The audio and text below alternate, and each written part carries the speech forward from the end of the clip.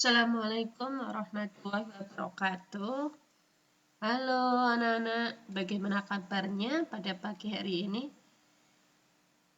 Ketemu lagi dengan saya, Bu Miftahul Jannah, pada mata pelajaran kepariwisataan. Alhamdulillah pertemuan kita sudah pertemuan ke-7 ya anak-anak. Saya berharap kalian tetap semangat ya. Jangan lupa menjaga kesehatan ya. Dimanapun kalian berada, prosedur COVID-19 tetap harus dilaksanakan. Baiklah, sebelum ke materi, saya akan menyampaikan tujuan pembelajaran pada pertemuan kita yang ke-7 hari ini. Tujuan pembelajaran hari ini melalui kegiatan daring, siswa diharapkan mampu memahami, mengumpulkan, dan merangkum tentang dampak pariwisata terhadap lingkungan dan kebudayaan secara mandiri, jujur, rasa ingin tahu, serta bertanggung jawab. Hari ini kita fokuskan pada dampak pariwisata terhadap lingkungan dan kebudayaan. Pada pertemuan ke-6 kemarin, kita fokuskan pada dampak pariwisata terhadap perekonomian. Masih ingatkah itu anak-anak? Semoga kalian tetap mengingatnya ya. Baiklah, kita mulai. Bagaimana dampak pariwisata terhadap lingkungan dan kebudayaan? Saya mulai pada dampak pariwisata terhadap lingkungan.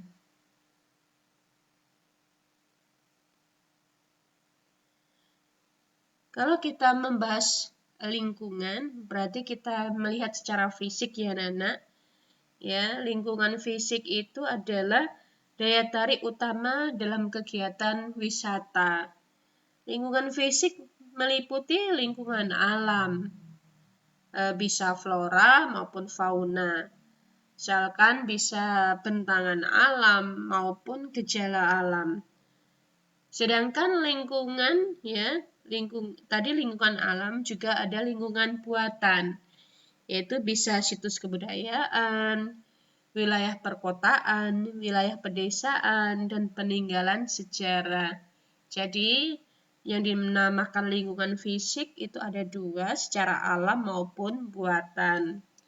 Baiklah, kita akan membahas ya bagaimana dampak pariwisata terhadap lingkungan tersebut. Pariwisata memberikan keuntungan dan pasti kerugian ya. Secara lingkungan fisik merupakan yang dapat didefinisikan secara nyata. Ya, apa saja dampak pariwisata terhadap lingkungan? Yang pertama kita lihat pada air. Ya, air mendapatkan polusi ya dari pembuangan limbah cair dan limbah padat. Limbah-limbah itu bisa mencemari laut, danau, maupun sungai. Air juga sering mendapatkan polusi anak-anak dari buangan, misalkan kayak bahan bakar, ya, minyak, alat transportasi air seperti adanya kapal pesiar, itu pasti ada dampaknya, ya. Kemudian akibat pembuangan limbah misalkan, ya, jadi maka lingkungan juga akan terkontaminasi. Ya, jadi yang pertama dampak dari lingkungan ini yang sangat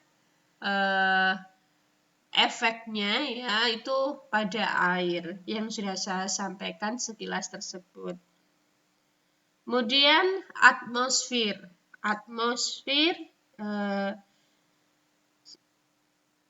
perjalanan, misalkan gini, perjalanan menggunakan alat transportasi ya berupa kayak pesawat, transportasi udara, sangat nyaman dan cepat pastinya ya.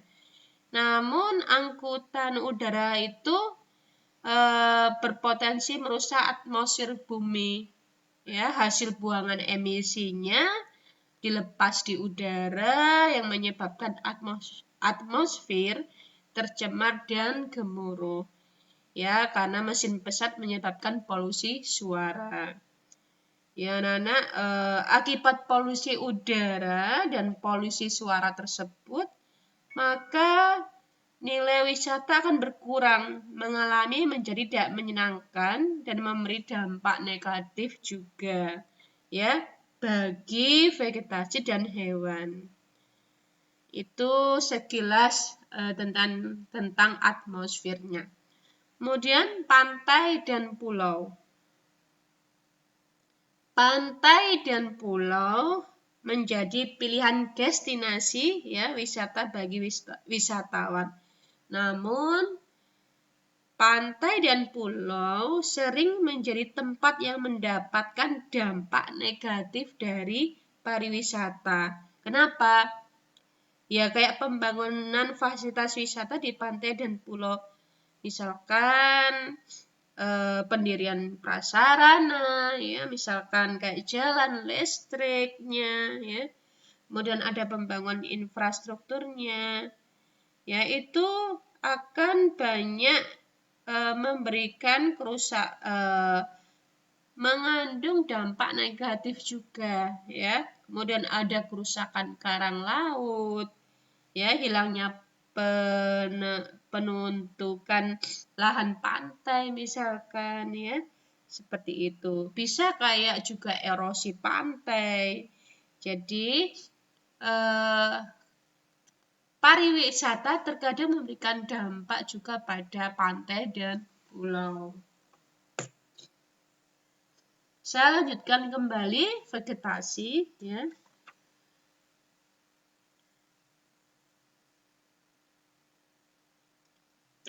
Pembalakan liar, pembabatan pepohonan, ya, bahaya kebakaran hutan. Akibatnya terjadi degradasi hutan, ya, perubahan struktur tanaman, hilangnya spesies tanaman langka, dan kerusakan habitat tumbuhan itu masuk di vegetasi, anak-anak. Kemudian kehidupan satwa liar. Ya, untuk kehidupan satwa liar menjadi daya tarik wisata yang luar biasa sebenarnya, ya. Wisatawan akan terpesona dengan pola hidup hewan. Namun, kegiatan wisata juga mengganggu kehidupan satwa-satwa tersebut. Ya.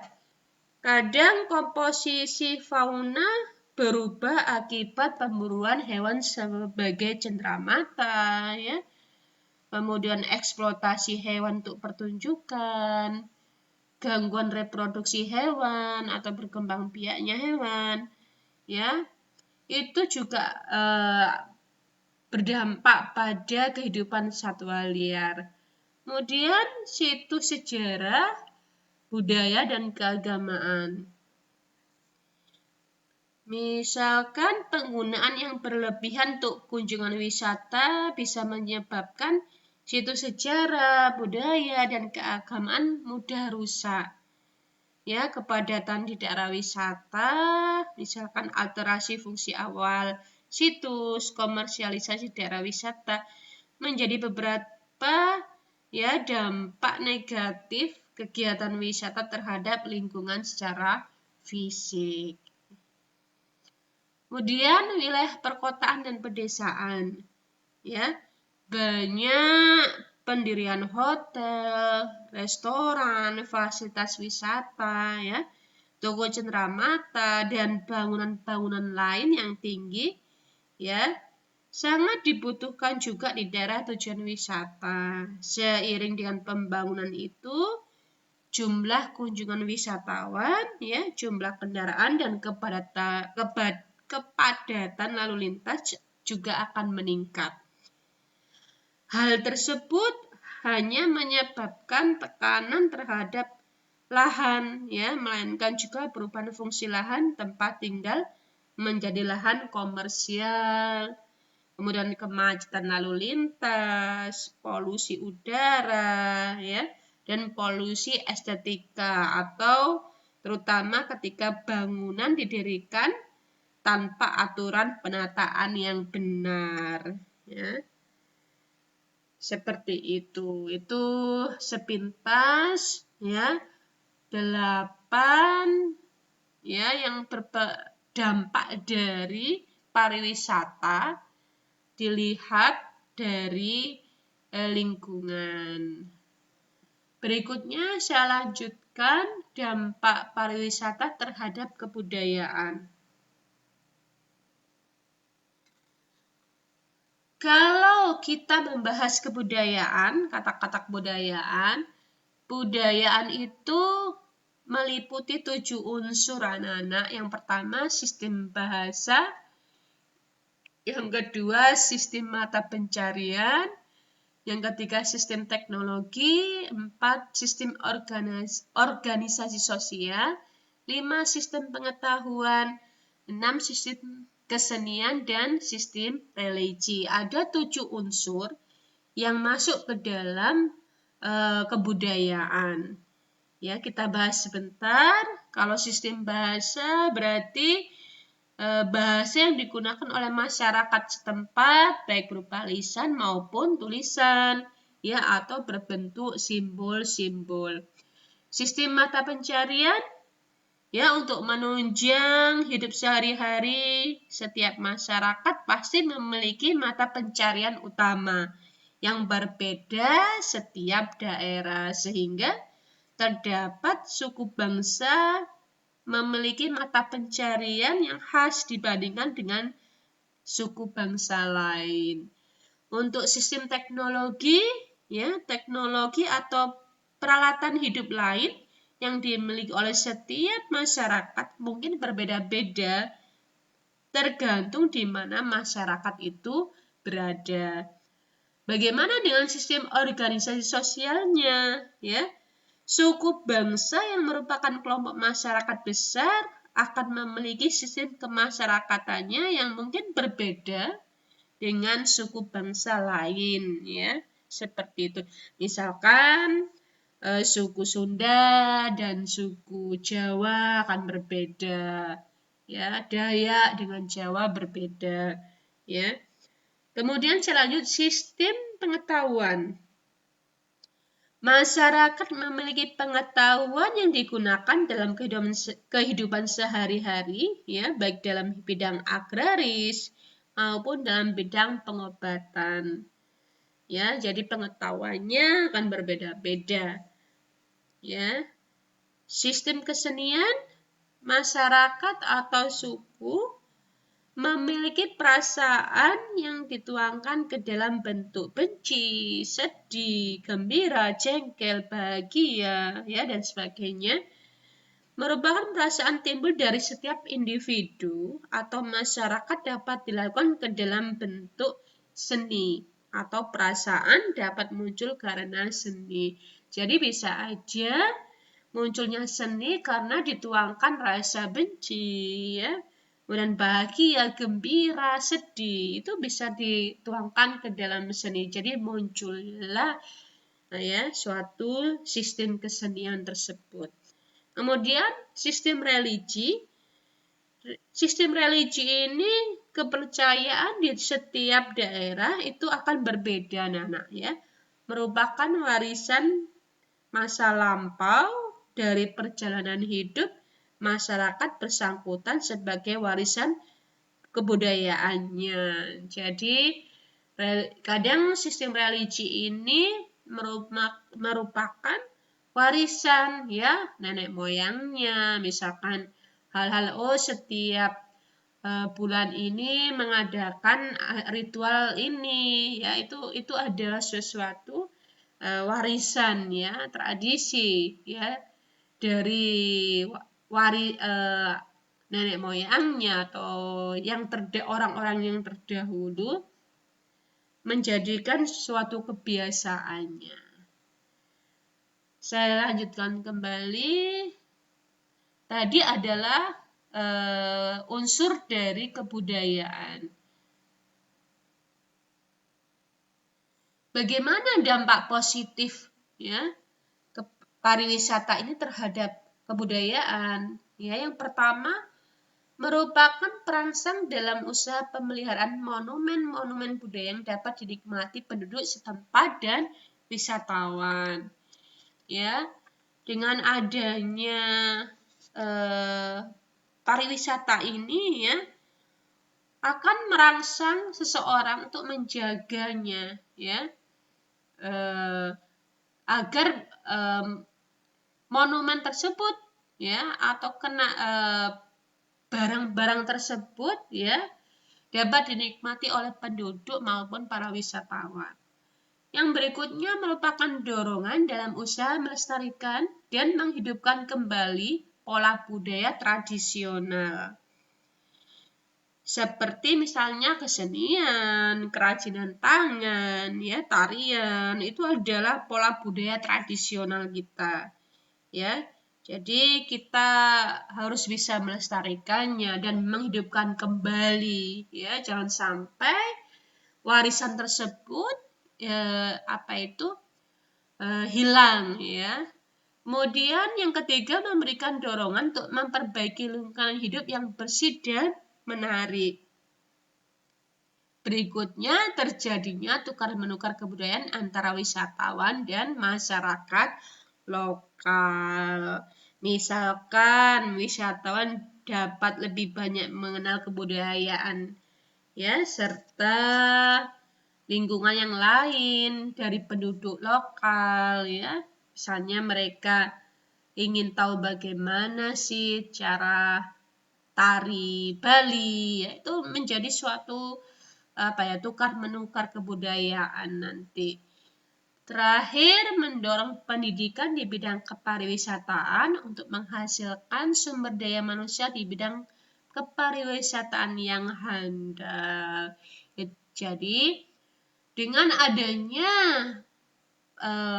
pariwisata ini akan mendorong seseorang untuk belajar ya, meningkatkan pendidikannya tentang di bidang pariwisata. Bagaimana dampak negatifnya? Dampak negatifnya tereksploitasinya kebudayaan secara berlebihan demi kepentingan pariwisata. Kemudian adanya komersialisasi kebudayaan dalam pariwisata, dana pemeliharaan yang terbatas sebagai penopang untuk mendatangkan devisa. Jadi dampak negatifnya ya, jadi dengan adanya perkembangan pariwisata ini dapat menumbuh kembangkan aspek budaya seperti kesenian ya, kayak adat istiadat seperti itu. Tetapi kadang lebih dikomersilkan ya, kalau tidak menguntungkan ya kadang nggak usah, kayak tidak diteruskan. Kemudian kayak orang fokus pada bagaimana cara mengembangkan tetapi kadang lupa pada bagaimana untuk mempertahankan atau memelihara, yaitu itu juga dampak negatifnya. Kemudian dampak negatifnya lagi ya, pariwisata ini merupakan salah satu utama ya penopang untuk mendatangkan devisa negara. Jadi mau nggak mau kita fokuskan pada pariwisata agar devisa negara semakin bertambah. Itu materi untuk pertemuan ke-7 anak-anak, dampak dari pariwisata terhadap lingkungan dan dampak pariwisata terhadap kebudayaan. Baiklah, saya Bu Miftah Guljana. Terima kasih kalian sudah menyimak penjelasan materi untuk hari ini. Semoga bermanfaat. Saya akhiri. Assalamualaikum warahmatullahi wabarakatuh.